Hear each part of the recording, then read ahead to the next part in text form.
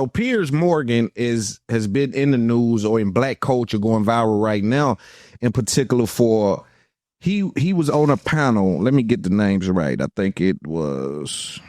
I want to make sure I have the young lady's names. I mean, I don't have the names. Nonetheless, it was Piers Morgan, Marc Lamont Hill, Myron Gaines from Fresh. Somebody sent me a clip. Right. And so what we had is Piers Morgan was in a scenario where he asked for this young lady, he invited her to say a racial slur. Mm-hmm.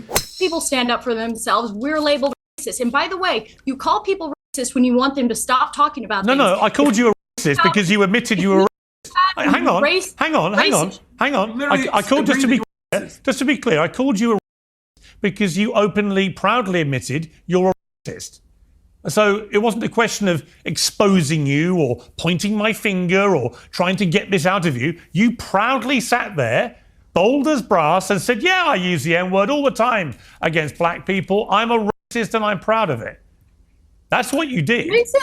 Racism is just having a preference. I prefer not to live around black people. I prefer not to live in a country where white people in our country are disproportionately attacked by black people. Where in my country, you can have an Austin Metcalf where he asks a guy to leave and he gets stabbed in the heart. I prefer that. That's a preference. Now, what a real racist is, in my opinion, is seeing someone as less human. I'm a Christian. I believe everyone's created in God's image. So I don't see anyone as less human. But that doesn't mean I'm not allowed to have a preference and say, I don't like what happens to be coming out of this community or that community. How is that a bad thing? How is that not just a preference? Because you've literally made black people sound lesser humans. You don't want to live around them. You want to use the N-word in relation to them, a word that you know causes that community unbelievable offense.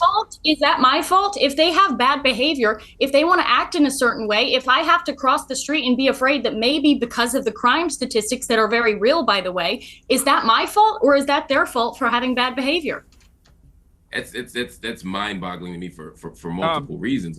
I mean, we're talking about bad behavior. You know, we've never lynched you, we've never enslaved you, we've never done any of the deep-seated structural forms of injustice to white people that white people have done to black people, and yet to claim some kind of moral superiority in the midst of, and again, in the context of a conversation where a white woman is calling a 5-year-old autistic child the N-word, and we're talking about black people's bad behavior. This is absurd.